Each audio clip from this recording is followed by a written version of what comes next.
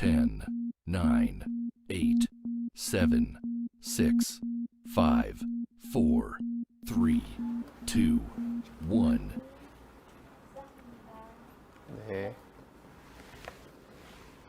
안녕하세요. 오랜만에 비욘드에 와서 다시 방송을 하게 됐습니다. 저는 평촌 서울나우병원의 김준배 원장이고요. 지난번에 무릎에 관련돼서 퇴행성 관절염이나 또 연골 손상 이런 것들에 대해서 설명드렸는데, 오늘은 제가 어떤 거에 대해서 말씀드릴까 고민하다가 무릎 중에서 또 요새 코로나 때문에 조금은 운동들을 잘 못하시지만 원래는 운동할 때 많이 다치시는 전방 십자인대 파열에 대해서 좀 정리를 해보았습니다. 제가 그 환자분도 오시면서 이렇게 얘기하다 보면 저희 환자분들끼리도 이렇게 커뮤니티가 굉장히 많으시잖아요.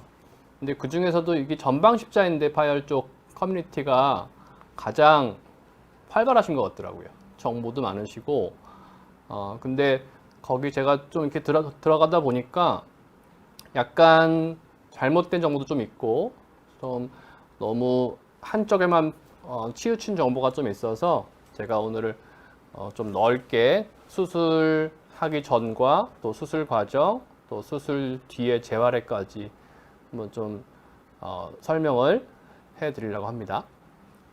네. 자, 먼저 들어가기 앞서서 이거 영상을 한번 보고 시작할게요. 저는 평촌 서울나병원의 김준배 원장이고요. 주로 무릎을 전공하고 있습니다. 자, 이 영상 한번 보세요. 저도 농구 굉장히 좋아하는데, 자, 이 11번 선수 잘 보세요. 점프했다가 떨어지면서 왼발이 잘 자세히 안 보이시죠? 다시 한 번만 살짝 보여드릴게요. 여기만. 자, 여기 전방 십자인대 끊어지는 딱 장면인데, 여기서부터 자, 올라갔다가 발을 디디면서 순간적으로 밑에 뼈가 앞으로 확 나갔다가 들어왔어요. 그래서 이렇게 확 주저앉아 버리고 순간적으로 굉장히 심한 통증을 느끼게 됩니다.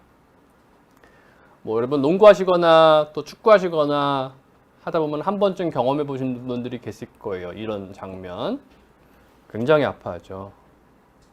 네, 그래서 십자인대가 이런 식으로 이제 파열돼서 생각보다는 사실 운동 좋아하시는 분들한테는 굉장히 익숙하시고 많이 들어보신 병일 거예요.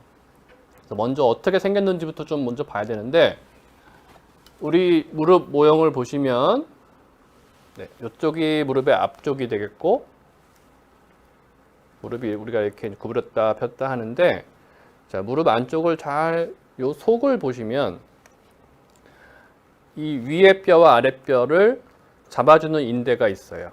물론 겉에도 내측 축부 인대가 있고 외측 축부 인대가 있고, 이제 무릎 안쪽에 이렇게 전방 십자인대와 후방 십자인대가 이렇게 크로스 되어 있습니다. 전방이 있고 후방이 있고. 그래서 전방 십자인대의 역할은 우리가 무릎이 아래쪽 뼈가 앞으로 확 나가지 않게 잡아주는 인대예요. 그리고 이렇게 헛돌지 않게. 그래서 특히나 이제 운동하시는 분들한테는 굉장히 중요한 인대인데, 이 그림을 잘 보시면 여기요, 이렇게 무릎 아래쪽에서 위쪽으로 이렇게 비스듬하게 이어주는 인대입니다. 이거 조금 징그러우실 수도 있겠는데, 사람 사체에서 무릎 십자인대만 따로 이렇게 잘 연구하기 위해서 이렇게 움직여 보는 거예요. 보시면 이렇게 위에 뼈에서 아래쪽으로 이어지는 굉장히 두꺼운 인대입니다. 그래서 이제 그림으로 요약하면 비스듬히 가면서 이 무릎이 앞으로 안 빠지게 또 이렇게 헛돌지 않게 잡아주는 중요한 인대가 되겠고요.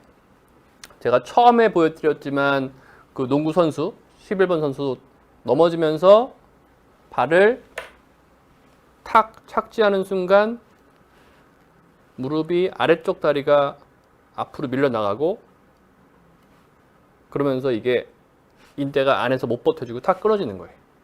그러니까 끊어지는 순간 너무 큰 통증이 생기겠죠, 당연히. 그리고 대부분은 이렇게 뭐가 퍽 하거나 뚝 하거나 이런 뭔가 끊어지는 느낌을 느꼈다고 표현을 하세요. 그리고 또 한 가지는 아까처럼 그런 자세 말고 보통 우리 피버팅 한다고 하시죠. 운동 하시는 분들 알 텐데 방향을 탁 갑자기 바꿀 때나 또는 커팅 이렇게 마찬가지로 방향을 돌리는 게 아니라 이렇게 탁 끊고 위치를 바꿀 때 순간적으로 이쪽처럼 다리가 바깥쪽으로 벌어지면서 이렇게 먼저 벌어지면서 눌리는 힘을 못 이기고 무릎이 이렇게 돌아버립니다. 이렇게. 네. 그래서 보통은 뭔가 서로 사람끼리 큰 충격을 서로 부딪혀야 끊어질 거라고 생각하기 쉬운데 여기 보시면 이제 컨택 인저리가 이제 그런 거고요. 근데 의외로 아까 선수처럼 혼자 그런 경우가 많아요. 보통 높이 뛰었다가 착지하거나 혼자 막 달리기 하다가 방향 바꿀 때 순간적으로 무릎이 휙 돌아버려서 십자인대가 끊어집니다. 옛날에 유명한 장면 중에 하나가 우리 이동국 선수, 축구 선수 혼자 막 달려가다가 발 딱 디디면서 무릎이 돌아가서 끊어지는 장면 기억하는 분들 계실 거예요. 그래서 이런 식으로 이제 십자인대가 끊어지는 것이고요. 많은 분들이 이제 병원에 오시면 이게 공식 의학 용어는 아닌데 일반 분들한테는 거의 정해진 용어 같아요. 완파, 반파 하시더라고요.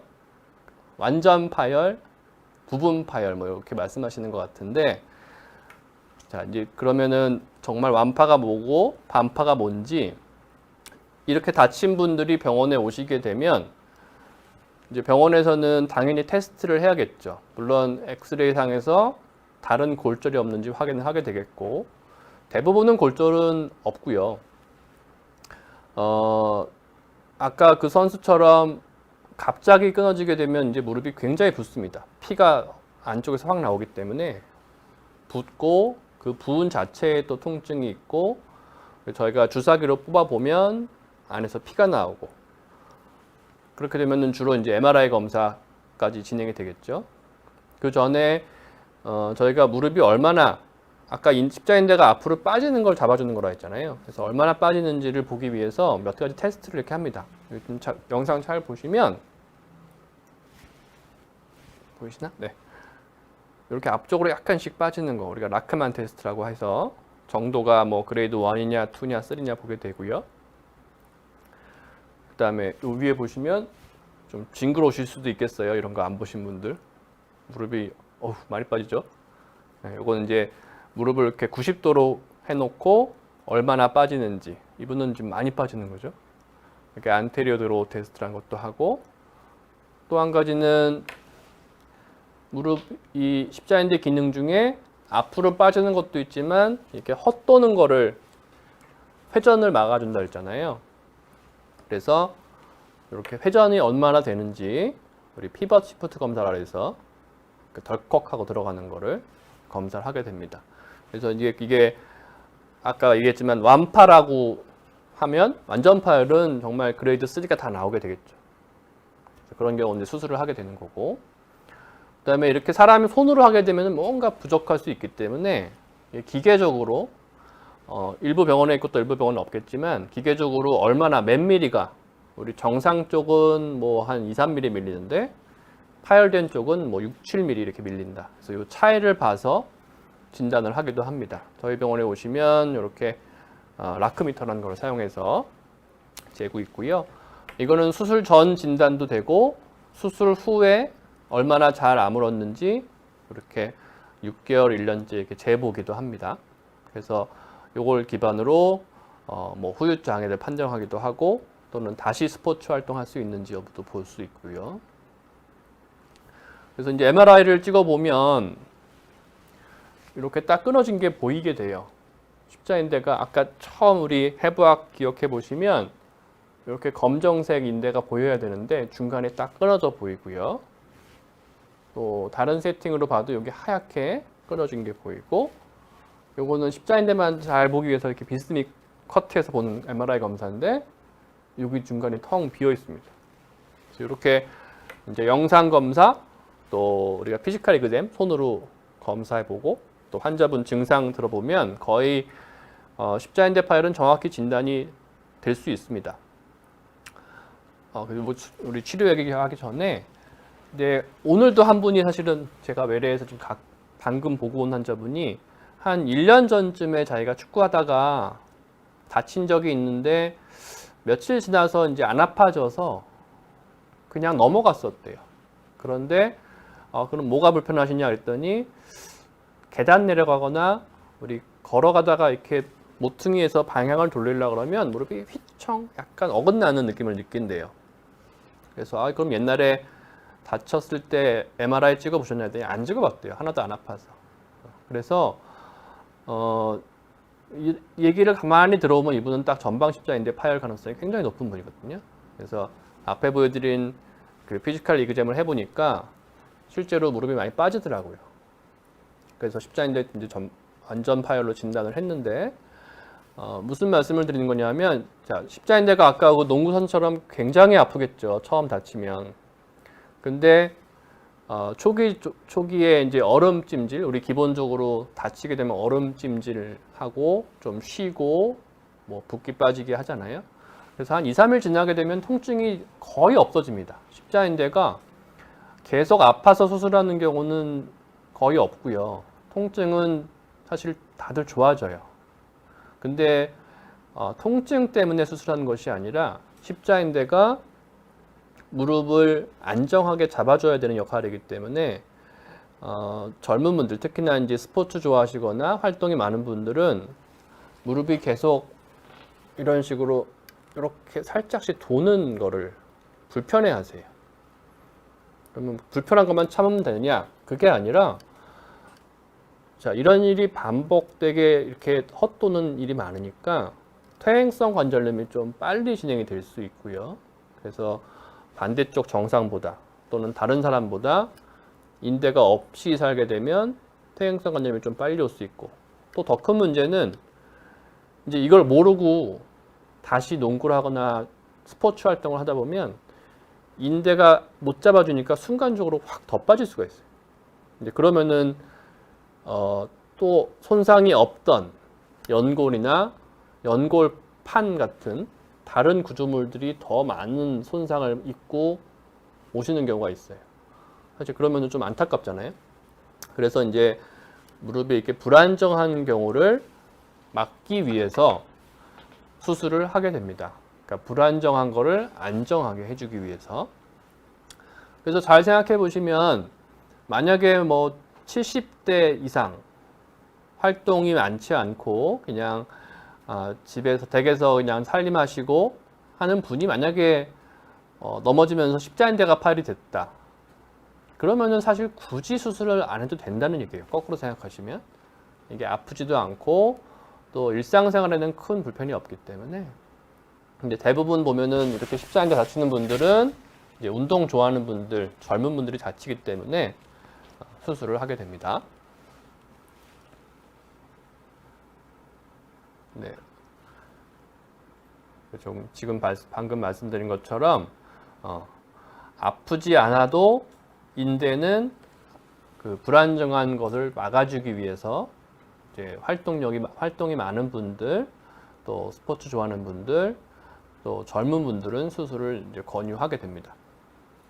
우리 한나님이 질문 주신 것 중에 이거 사실 굉장히 많이 듣는 질문인데 보통 인대가 늘어났다는 표현을 하게 되는데 인대가 끊어진 거랑 늘어난 거랑 뭐가 다른가요? 네.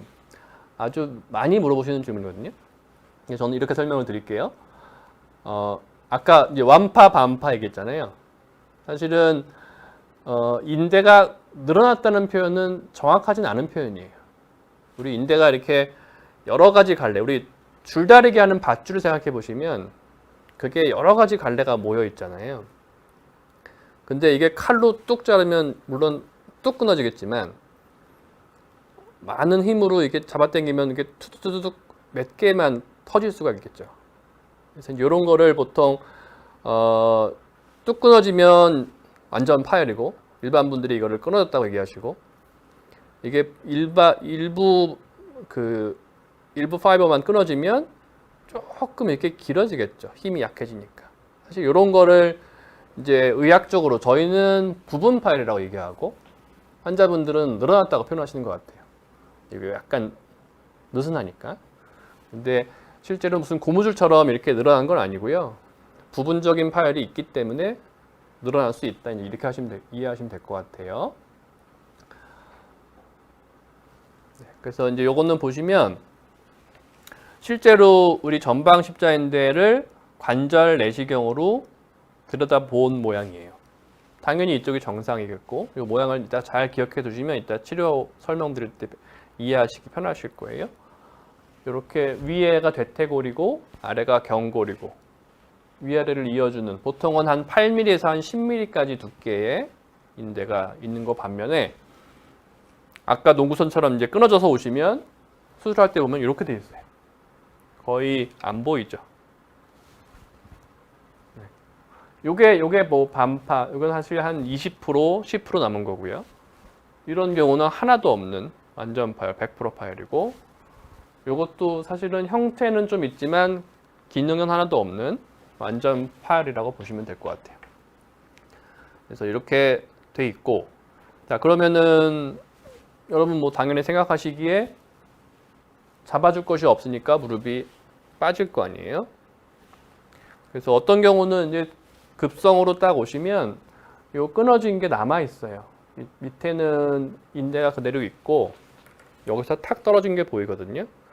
그래서 얼핏 보기에는 야 요거 딱 꼬매주면 될 것 같아요.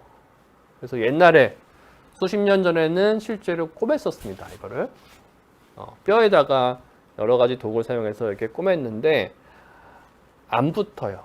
결과가 안 좋아서 지금은 인대를 봉합하는 게 아니라 이거를 재건수를 합니다.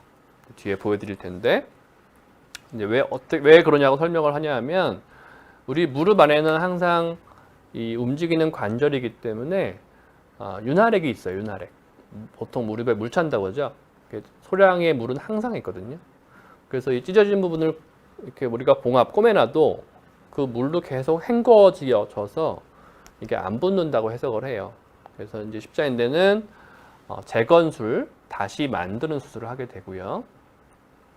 그래서 다시 만드는 과정을 이제 설명을 드리면 이제 많은 분들이 딱 첫 번째 여쭤보는 게 수술이 필요합니다. 진단이 십자인대 파열로 나왔습니다. 그러면 제가 자가건 쓰는 건가요? 타가건 쓰는 건가요? 이제 재건이라는 거 다시 만들어야 되는데 제 거를 쓰나요? 아니면 보통 동종건이라고 정확하게 얘기하는데 동종건을 쓰게 되나요? 타가건을 쓰게 되나요? 물어보시는데 사실 굉장히 중요한 것이고 이게 아직은 우리 의사들 세계에서도 학회에서도 사실 아직은 디베이트가 좀 있는 분야입니다. 어떤 게 좋다, 안 좋다, 뭐 어떤 장점이 있다 얘기하는데 결론은 장단점을 아시고 물론 의사분과 담당 의사분과 상의해서 결정하겠지만 어떤 게 장점이고 어떤 게 단점인지 정확하게 좀 아시고 하시면 좋을 것 같아요.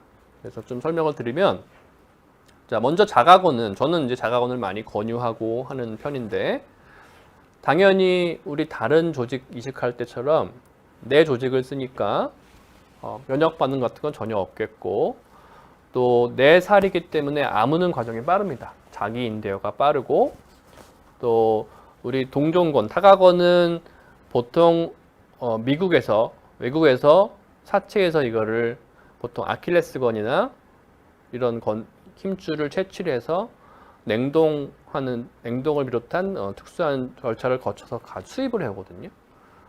그래서 물론 모든 검사를 많이 하고 또 여러 가지 감염을 막기 위한 조치를 하지만 사실 감염이 전혀 되지 않을 거라는 보장하기 조금 어려워요. 그러니까 좀 위험성이 항상 있죠. 반면에 내 거는 그런 감염 전파 우려가 없고 그리고 당연히 추가 비용 부담이 없겠고요. 그다음에 뒤에 말씀드리겠지만 장기적으로 재파열이 훨씬 낮습니다. 반면에 타가건, 동종건은 이제 자기 를 띄는 과정이 없으니까 수술 시간이 조금 짧다는 장점, 또 자기 거를 띄지 않으니까 이제 뗀 자리에 생길 수 있는 뭔가 통증이나 이런 것이 없을 수 있다. 이런 얘기를 하고요. 반면에 단점은 자가건은 이제 장점이 참 많은데 단점 하나는 채취하는 과정이 필요하니까 수술 시간이 조금 길어질 수 있다. 얘기하지만 실제로 저는 뭐 거의 다 자가건을 쓰기 때문에 수술 시간 뭐 5분 정도, 5분, 10분 정도면 충분히 채취를 합니다. 그러니까 시간 차이는 거의 문제가 되지 않고요. 그 다음에 공여부라고 해서 이제 떼어낸 자리, 보통 하는 것이 요 무릎 앞에 쓸개건 중에 일부, 요 중에 3분의 1을 띄어서 하는 경우가 있고, 또는 무릎 안쪽에 이렇게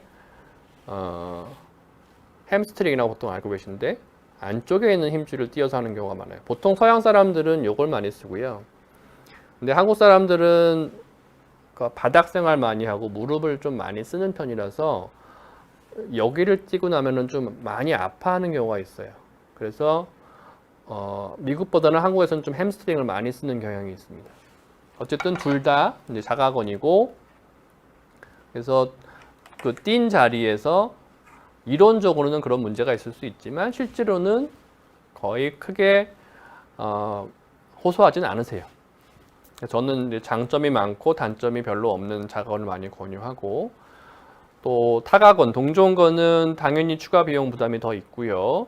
또 내게 아니기 때문에 면역 거부 반응 또는 자기 인대화라 그래서 이게 뼈에다가 넣어준다 그랬잖아요. 그래서 이 고정 능력이나 또는 그 인대 자체가 다시 자기 인대로 변화하는 자기 인대화 과정이 훨씬 더 시간도 오래 걸리고 좀 부족한 경향이 있어요. 사진 보시면 요거는 자가건으로 제가 1년 전에 했던 환자분, 거의 어떻게 보면 정상처럼 보일 정도고요. 요거는 물론 타가건이 다 이런 건 아니지만 이럴 수 있다는 걸 보여드리는 거예요. 이렇게 좀 쪼그라들어요. 쪼그라들고 이렇게 인대처럼 튼튼하게 자기 인대가 덜 되는 이런 문제가 생길 수 있습니다. 물론 좋은 경우도 있습니다. 항상 이런 건 아니고. 네, 그래서 자가건은 이런 식으로 말씀드리죠. 여기 무릎의 안쪽에 한번 이렇게 만져보시면 지금 무릎의 안쪽에 요 무릎 뒤쪽으로 이렇게 만져보시면 우리 기타줄 같은 게 좀 두꺼운 기타줄이 하나, 둘, 한 3개 정도는 만져주실 거예요.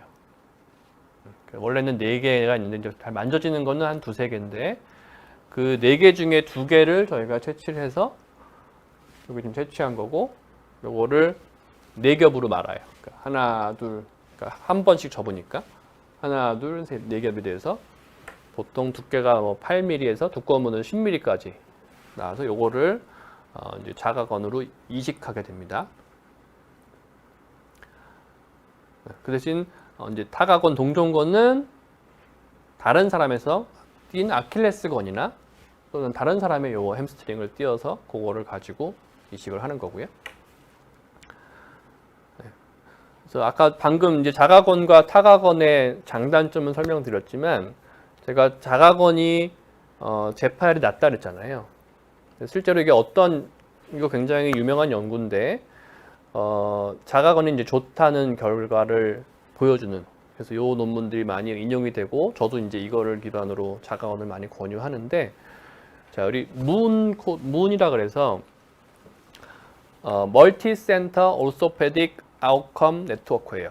그러니까 미국에서 큰 병원들, 제가 연수 갔다 온 클리블랜드 클리닉, 또 뭐 시카고 대학교, 뭐 뉴욕에 있는 대학교 병원, 한 6개 정도의 병원에서 의사들이 다 전방 십자인대 수술한 케이스를 모았어요. 그래서 여기서 보시면은 2,488 케이스를 공동된 데이터를 다 모아서 이 환자들을 쭉 몇 년 팔로우를 해보자. 우리가 결과를 각각의 병원에서 비교하지 말고 다 모아서 좀 객관적으로 분석해보자 한 연구에서 이 그룹에서 굉장히 많은 논문들이 지금 나오고 있습니다. 근데 그 중에 하나가 이 그래프를 보시면 이게 이제 자가건이에요. 검정색 자가건, 아까 말한 이 앞쪽 미국에서 많이 쓰는, 그다음에 녹색이 방금 보여드린 햄스트링, 빨간색이 동종권, 타가건이에요. 보시면 이게 재파열 가능성이고 여기는 나이예요. 환자 나이. 자, 여기선 차이가 많이 나죠. 그러니까 이 논문의 결론은 한 60대, 50대 이후에는 동종권이건 자가건이건 파열률이 큰 차이는 없지만 젊은 사람일수록 동종권, 타가건보다 자가건, 자가건보다 타가건이 파열 비율이 높게는 재파열이 4배까지 높더라는 결과를 발표를 했어요. 그게 이제 그 이유가 여러 가지 아까 말씀드린 자기 인대가 덜 되고 이런 것 때문이겠죠. 그리고 젊은 사람일수록 활동도가 높기 때문에 그 힘을 이제 자가건이 잘 이겨낸다는 결론이겠죠. 그래서 저는 이런 것 때문에 이제 자가건을 많이 권유하는데 어떤 걸 쓸지는 제가 말씀드린 대로 이제 여러 가지를 상황을 아시고 또 수술을 하게 될 담당 의사분과 면밀하게 상의를 하시고 하시는 게 훨씬 좋을 것 같아요. 근데 하여튼 요새는 약간 타가건을 많이 쓰는 경향인 것 같긴 한데 저는 이러한 배경으로 젊은 분들은 운동 좋아하는 분들은 가능하면 자가건으로 하시는 게 좋지 않을까 하고 많이 권유를 해드립니다. 자, 또 한 가지 이제 큰 이슈는 이제 자가건이냐 타가건이냐 이 재료의 문제를 떠나서 이제 수술의 방법의 문제예요. 아까 제가 맨 처음에 보여드렸지만 십자인대가 시작점이 있고 끝점이 있잖아요. 이걸로 예를 들면 여기가 시작점이고 여기가 끝점인데 이제 재건수를 다시 만들어야 되는데 시작점이 만약에 여기다 만들었어. 끝점을 다른 이렇게 만들었어. 그러면 이게 아무리 이 인대 자체가 튼튼해도 재기능을 못할 거 아니에요. 그래서 원래 위치에 얼마나 정확하게 잘 만들어 주느냐가 또 하나의 이제 굉장히 큰 이슈입니다. 그래서 이제 해부학적 재건술이라는 이제 얘기를 하는데, 요거 보시면 이제 의학도 항상 발전을 하죠. 그래서 옛날에는 이렇게 뼈를 통해서 우리 그 터널을 만들어서 인대를 넣었는데, 터널을 만들 때 먼저 요 경골 아랫뼈에 구멍을 뚫고 그 뼈 구멍을 통해서 위에다가 만들었어요. 이런 식으로 뼈 구멍을 뚫고 그걸 통해서 위에다 구멍을 만들었어요. 이거밖에 안 됐어요. 기술적으로 기계들이 안 되고 그래서 그 방법이 보시면 2006년부터 2012년 14년까지 많다가 대부분이었다가 이렇게 줄고 있죠. 반면에 메디알 포탈 테크닉이라 해서 이제는 좀 더 해부학적인 위치에 정확하게 넣자 그래가지고 그 방법이 이제 알려지면서 점점 이제 그게 늘고 있어요. 그래서 요거를 조금 설명을 제가 드리려고 하는데, 저도 이제 당연히 이 방법을 쓰고 있고요. 그래서 보면은 자, 기존의 방법이 요렇다 했잖아요. 하면은 십자인대가 원래 정상적으로 여기 붙어야 돼요. 우리 맨 처음 제가 움직이는 그림 기억해 보시면 요 자리에 하나는 여기, 원래 두 가닥이라 해서 한동안은 이제 두 가닥 이중다발 재건술도 했었지만 지금은 또 그것도 문제가 생겨서 아주 특수한 경우만 하게 되고, 이제 그 과정을 거쳐서 해부학적으로 정확하게 어딘지가 많이 연구가 됐어요. 그래서 여기가 이제 정상 우리 십자인대가 붙는 위치인데, 옛날 방법으로는 여기밖에 뚫을 수가 없었어요. 검정색 원. 이게 뭐 누가 잘못해서가 아니라 최선의 방법이었어요. 그래서 여기 보시면 원래 위치는 여기인데 실제로 수술하게 되면 여기다가 뚫었어요. 구멍을. 저게 정확한 방법이었어요. 과거에는. 근데 그렇게 하다 보니까 문제가 뭐냐면, 자, 이렇게 좀 더 방향이 쓰겠죠. 이 정도로 이게 정상 십자인대인데 좀 위에 뚫리니까 이렇게 서버립니다. 그래서 우리가 이제 버티컬 그라프트가 된다 그래서 무릎이 앞뒤로는 안 빠지는 거는 잘 되는데 도는 걸 못 잡아줘요. 이게 비스듬하지 않고 너무 서 있으니까 이게 돌아요, 그냥. 이거는 덜 돌 텐데. 그래서 그런 문제점들이 이제 생겼고, 또 그래서 이제 해부학적으로 이거랑 비교해서 해부학적으로 좀 더 원래 위치에 내려놨더니 앞뒤로도 안 빠지고 회전 불안정도 잡히더라.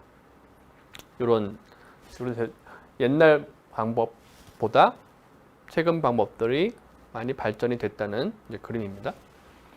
그래서 보시면, 자, 여기가 정상 십자인대가 이제 붙는 시작하는 자리예요.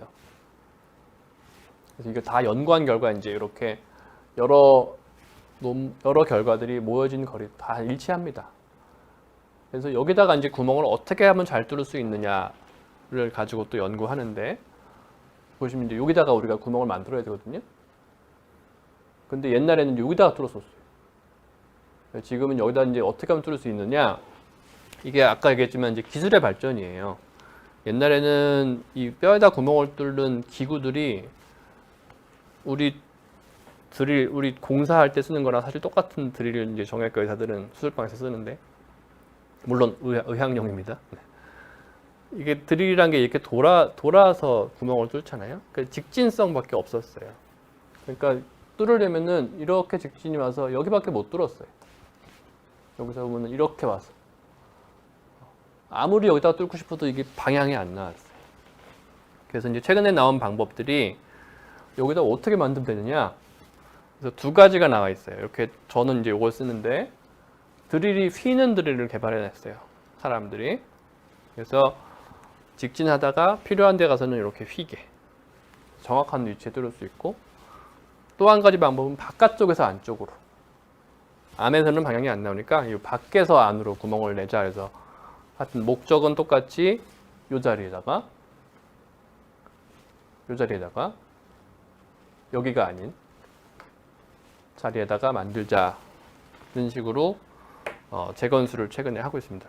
이런 것들도 우리 동호회 보니까 많이 아시더라고요. 여기까지도 아시더라고요. 최근 경향에 대해서. 그거 제가 좀 더 설명을 드리는 거고요. 자, 요거 되게 제가 딱 설명드리기 좋은 케이스라서 사진을 갖고 왔는데, 이분이 한 10년 전쯤에 재건수를 하신 분이에요. 근데 이제 재파열이 돼서 다시 다치면서 오셨는데, 제가 이제 재재건술이라고 하죠. 하는 장면인데, 보시면 옛날에 요게 지금 제가 요번에 수술할 때 만드는 자리고, 옛날 수술한 자리 여기예요. 너무 다르죠. 똑같은 재건술을 하는데. 보시면 여기가 해부학적으로 딱 맞는 자리인데, 이전 수술은 여기다 만들었어요. 그러니까 무릎이 당연히 조금씩 헛돌 수밖에 없고, 위치가 정확하지 않으니까 사실 재파열이 조금 더 생길 수도 있습니다. 이런 것 때문에 정확한 위치에 만드는 것이 굉장히 중요하다고 점점 알려지고 있고요. 그래서 이런 방법을 쓴다. 점점 이렇게 많이 발전했다. 이런 걸 알고 계시면 좋을 것 같고.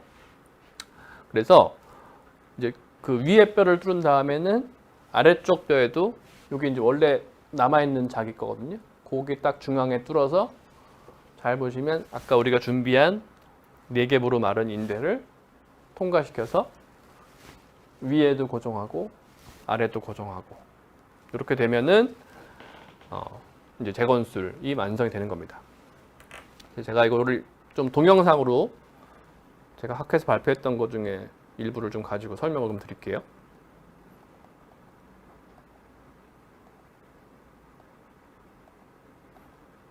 이런 것도 다 넘어가고. 자, 우리 비욘디는 이런 거 해도 되죠? 수술 장면? 네. 딴 데 가서 보시기 어려운 거니까. 자, 그래서 관절경으로 이렇게, 관절경 사실 궁금해 하시는 분들이 있을 거예요. 자, 이렇게 무릎으로 절개를 쭉 하는 게 아니라 이렇게 구멍을 뚫어요. 한쪽에서는 구멍을 통해서 관절경을 보고, 우리 위내시경은 많이 아시잖아요. 위내시경처럼 내시경으로 무릎 속을 보는 관절경이에요. 작은 카메라를 넣는 거죠. 그리고 이쪽으로 이제 구멍 한두 개를 통해서 저희가 수술을 합니다. 아이고. 그래서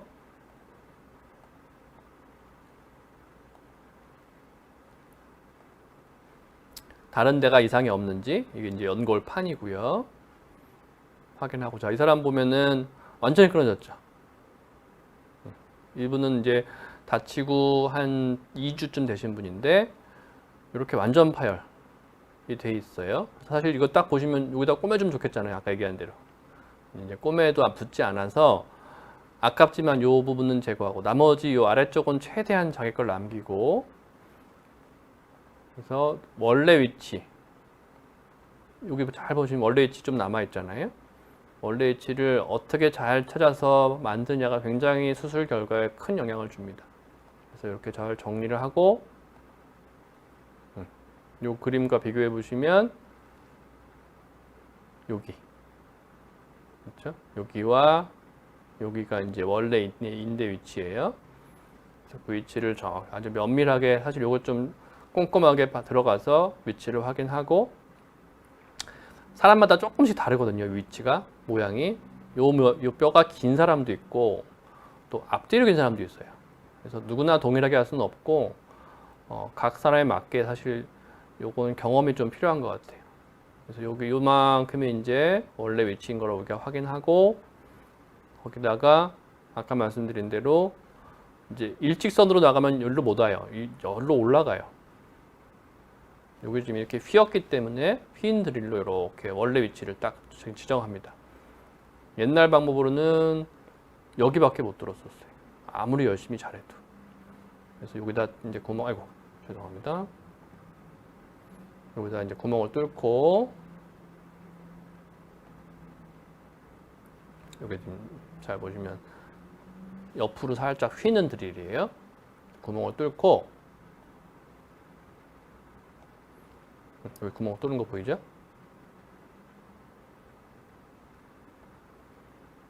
그래서 아까 우리가 계획한 위치 딱 정확하게 잘 만들어줬어요. 그리고 여기다가 이제 실을 잠깐 걸어 놓고, 그 다음에 아래쪽도 이렇게 보시면 최대한 자기 요 티슈들은 많이 남겨요. 왜냐하면 걔네가 이렇게 싸고 들어와야지 빨리 자라기 때문에 자기 건 최대한 남기고, 마찬가지로 구멍을 만들고 위치 확인한 다음에 이제 인대가 이렇게 보시면 이 위에서 이제 힘으로 잡아 당깁니다. 그러면 네 겹으로 만든 인대가 쭉 올라왔죠. 쭉 올라와서 아까 그 구멍에 탁 들어가게 되고, 위쪽에는 저희가 이제 앵커라고 해서 그거를 탁 걸고요. 그다음에 아래쪽은 이렇게 자기 거 남은 거가 이렇게 약간 감싸주게 이런 식으로 인대가 이제 다시 만들어지는 거죠. 재건수를 하게 됩니다. 그래서 이쁘게 잘 됐죠. 네, 여기 이제 수술 과정이고, 그래서 수술한 뒤에 엑스레이를 찍어보시면 이렇게 보여요. 뭐 가끔은 이제 녹는 핀만 써서 이렇게 안 보일 때도 있지만, 좀 더 튼튼하게 하려면은 이렇게 금속 핀을 쓰는 경우가 많습니다. 그래서 위에는 작은 걸로 탁 걸고, 아래쪽은 금속 핀으로 하나 고정하고, 여기는 녹는 핀 하나 더 있고요. 그래서 고정을 하고 나서 이제 끝냅니다. 그래서 이걸 이제 사진으로 제가 몇 가지 비교해 드리면, 당연히 정상이겠고요. 아까 처음 보셨듯이 완전 파열되면 이렇게 파열되죠. 그래서 이거를 재건수를 하면 거의 비슷하죠. 각도도 이렇게 같은 모양으로. 이분은 한 9mm 될 정도로 굉장히 좋았던 분인데 두껍게 재건이 되고, 자, 이게 이 상태로 있는 게 아니고요. 한 1년 뒤에 저희가 이제 이 핀 뽑으면서 다시 들어가 보면 이렇게 아물어요. 띄어왔던 힘줄 모양 그대로 있는 게 아니라, 아까 처음에 비교할 때 얘기했지만 자기 인대화 과정을 거쳐서, 사실 얼핏 이렇게 두 개 비교해 보면은 뭐 정상과 재건수를 한 게 차이가 별로 안 날 정도로 수술이 잘 되고 재활도 잘 되고 관리 잘 하신 분들은 굉장히 이렇게 결과가 좋습니다. 다시 스포츠 활동도 하실 수 있고요. 그래서 요거는 뭐 잘 안 보이시겠지만 우리가 MRI를 비교해 보면 요게 여기 가운데가 지금 정상이거든요. 정상 MRI 이 십자인대의 각도를 또 재요. 그래서 원래 각도와 요 재건술한 각도가 똑같은지. 아까 제가 약간 옛날 방법은 쓴다 그랬잖아요. 그래서 요 각도가 잘 만들어졌는지 원래 위치에. 그래서 이거 이전 방법과 비교해 보면 옛날에는 이렇게 많이 섰었는데 요새 지금 저도 쓰는 방법은 이렇게 정상인대와 거의 똑같더라. 이런 걸 이제 보여드리는 거고요. 자, 질문 좀 받을까요? 네, 십자인대 파열되면 제가 붓는다고 말씀드렸죠. 처음에 굉장히 많이 붓습니다. 그래서 물론 이게 좀 다른 게 파열되고 조금씩 파열이 반복되는 분들은 안 붓는 경우도 드물게 있어요. 그래서 나는 한 번도 부은 적 없어요 하는 분들도 드물게 있는데 완전 파열이 갑자기 생기면 거의 대부분 많이 부어서 오십니다. 그리고 무릎 인대가 파열되었을 때 여러 가지 장비가 있는데 네, 주로 이것도 뭐 기본적으로 많이 아시겠지만 CT라는 거는 엑스레이를 입체로 볼 뿐이거든요. 그래서 엑스레이로 골절 없는 거 확인됐으면 이제 전방 십자인대 수술할 때는 CT는 보통 할 필요가 없고요. 이제 MRI로 인대 파열 여부를 이제 보게 됩니다. 그다음에 자동님께서 아이고 수술을 못 하시고 파열이 있는데도 10년이 넘었는데 지금이라도 수술을 하면 어느 정도 좋은 결과를 기대할 수 있을까요? 네, 이거 아까 제가 말씀드린 것 중에 답이 있는데 지금 혹시 연세가 어떻게 되셨는지 정확하게 지금 정보가 없지만 만약에 젊은 분이시고 또 10년 동안 살아오시면서 무릎이 이렇게 약간 헛도는 느낌, 불안정한 느낌이 있으시다면 더구나 이제 운동을 좀 즐겨서 하고 싶으시다면 무릎이 헛도는 거를 막아주기 위해서 수술을 하시는 것이 좋아요. 네. 그래서 방금 사진 같이 보셨지만 좀 시간이 지났어도 어차피 이게 꼬매는 게 아니라 재건술이기 때문에 다른 문제가 없다면 재건술 지금도 하셔도 됩니다. 그래서 말씀드린 것처럼 내 증상이 얼마나 나쁜지 또 내 생활 습관이 어느 정도인지 어느 정도의 활동을 원하시는지 판단하셔서 수술이 필요하시면 하셔도 될 것 같아요. 그 다음에 H안님이신가요? 3달 전부터 심한 운동을 하고 나면 걷기 힘들 정도로 무릎의 통증 때문에 주저앉으려고 한 번 한 적도 있었습니다. 앉아서 무릎을 피는 동작 고통이 심한데 요거는 좀 십자인대까지는 아닐 가능성이 높아요. 말씀하시는 거 봐서는. 물론 이게 뭐 글만 봐서는 정확치는 않지만 처음 얘기했지만 아프다기보다는 불안정한 느낌. 물론 불안정한 게 오래되면 아플 수는 있어요. 좀 뻐근하다고. 이분은 그러지는 않을 것 같고요. 네. 그래서 이제 마지막으로 재활 얘기를 조금 하고 끝내겠습니다. 수술까지는 잘 말씀을 드렸고 제가 항상 하는 얘기가 있어요. 수술 반, 재활 반입니다. 많은 분들이 수술만 해놓으면 이 인대가 그냥 철커덕 잘 붙어서 기능을 잘 하실 거라고 생각하는 분들이 많아. 수술하는 노력만큼 재활하는 노력이 굉장히 필요한데 재활을 안 한 분들이 굉장히 많아요. 물론 재활에 대한 개념도 사실 없었기도 했지만 요새는 재활을 많이 권유함에도 불구하고 본인의 의지가 굉장히 중요하거든요. 그래서 이게 왜 중요하냐면 여기 위크 링크텀이라 해서 아까 우리 내 힘줄을 띄어다가 이식한다 그랬잖아요. 그 힘줄과 인대는 사실 약간의 기능이 달라요. 힘줄이란 거는 우리 고기 구워 먹을 때 보면 떡심이라고 하시죠. 떡심. 근육의 맨 끝에 뼈에 붙는 자리. 그래서 약간에는 신축성이 사실 있어요. 근데 인대라는 거는 뼈와 뼈를 잡아주는 더 단단한 조직이거든요.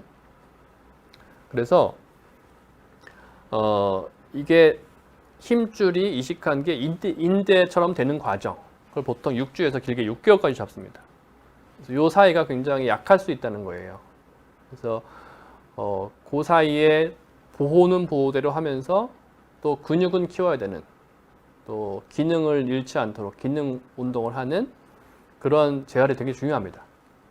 그래서 요거는 저희 병원에서 쓰고 있고, 아까 잠깐 소개해드렸던 그 문이라는 그룹에서 쓰는, 공통적으로 쓰는 재활 프로토콜인데요.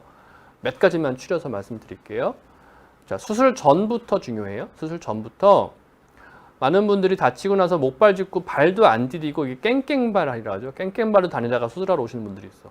굉장히 안 좋습니다. 발을 조금씩은 디디시고, 여기 보면 정상 게이트까지 해야 된다고 돼 있고요. 그리고 기부스 한 채로 바로 수술하시면 안 돼요. 무릎이 굳어 있는 채로 수술을 하면 수술한 뒤에 재활이 너무 느립니다. 그래서 무릎을 급성기가 지나가면 무릎을 구부렸다 폈다 하는 운동. 저는 보통 한 2, 3일, 뭐 길게는 한 4, 5일, 아주 심할 때는 기부스 했다가 그 다음에 수술 날짜 잡으면서 기부스 풀고 집에 가서 이렇게 운동하고 오시라 그래요. 구부렸다 폈다 혼자. 그럼 하루만 해도 금방 좋아지거든요. 그래서 꼭 정상 운동 범위를 회복한 뒤에 수술하셔야 결과가 좋습니다. 그래서 너무 급하게 오늘 다쳤는데 내일 수술합시다. 사실 그런 거 조금 옳지 않다고 봐요. 그래서 이렇게 회복하고 하시고, 그다음에 수술을 한 뒤에는 처음부터 바로 운동을 강하게 하지는 않고, 처음에는 물론 목발 한 보통 1, 2주 정도 하고, 다리에 근육이 안 빠지는 정도만 유지하기 한 2주. 그리고 뭐 기계 같은 거 사용해서 무릎 구부리기 운동을 하고요. 그다음에 수술한 뒤에 한 2주가 지나면 보통 우리 실밥을 제거하게 되니까 물 샤워하실 수 있고, 운동량을 조금씩 늘려갑니다. 그리고 운동 범위도 한 6주까지는 이제 정상 범위 될 수 있게 자꾸 운동 늘려가시고, 이제 보시면 근육도 부위별로 키워가시고, 그 다음에 한 6주가 지나고 7주 차 들어가면 약간 혼자 뛰는 운동 정도 또는 사이클 정도, 이런 식으로 운동을 자꾸 늘려가시게 되고요. 네, 이렇게 하게 되고, 보통 이제 언제나 축구 다시 할 수 있어요 물어보시는데, 제가 항상 물어봐요. 자, 우리 축구 선수들, 프로 축구 선수들 만약에 십자인대 다치면 얼마 있다가 나오던가요? 그러면 다들 아셔요. 한 1년 있다 나오죠. 그럼 1년 동안 쉬었다 올까요? 그 충분한 재활 기간을 거쳤다 옵니다. 그런데 아마추어 분들은, 조기 축구 하시는 분들은 수술 끝나면 2달 만에 뛰시려고 그래요. 2달 만에 와가지고 조기 축구 하려고, 뭐 약간 자랑하려고 오시는지. 자, 그래서 재팔되시는 분들 굉장히 많습니다. 그게 이제 인대가 강해지지 않아서도 문제이기도 하고, 무릎 주변에 근육이 회복이 안 돼요. 수술하면 누구나 근육이 빠지거든요. 근데 근육이 회복이 안 된 채로 그냥 바로 운동을 해버리면 무릎이 순간적으로 이렇게 삐끗하는 거를 잡아줄 수 있는 힘이 없어요. 그래서 무릎이 순간적으로 휙 또 돌아가고, 아무리 튼튼하게 인대를 재건수를 했어도 그거를 못 이깁니다. 그래서 무릎을 튼튼하게 잡아줄 수 있는 근육 운동, 또 균형 감각 운동, 이런 운동 반드시 하셔서, 저는 뭐 빠르면 6개월, 8개월이지만 사실 아마추어 분들은 한 1년까지는 재활에 집중하시고, 그 다음에 축구나 농구 원래 했던 운동 하시기를 권유를 드려요. 네, 시간상 이제 여기까지만 마쳐야 될 것 같고요. 혹시나 이제 운동법 같은 것들 일상생활 중에 궁금하신 거 저희 병원 유튜브나 또는 제 개인 유튜브에 이렇게 운동법 많이 모아놨으니까요. 운동 궁금하신 분들은 운동도 한번 들어가서 봐주시고요. 오늘은 이렇게 전방 십자인대에 대해서, 사실은 십자인대를 다치지 않거나 뭐 운동 안 좋아하시는 분들은 좀 어려운 얘기일 수도 있는데, 젊은 분들은 굉장히 관심 많으신 분야실 거예요. 그래서 십자인대 혹시 다쳤거나 또 운동 좋아하셔서 혹시 걱정되시는 분들은 영상 참고하셔서 다치지 마시고, 또 다쳤더라도 빨리 잘 회복하셔서 즐기시는 스포츠도 다시 하시고, 네, 건강하게 지내시기 바랍니다. 네, 오늘은 여기까지 전방 십자인대에 대한 내용으로 여러분께 설명드렸고요. 다음 기회에 또 다른 주제로 찾아뵙도록 하겠습니다. 네, 감사합니다. 감사합니다.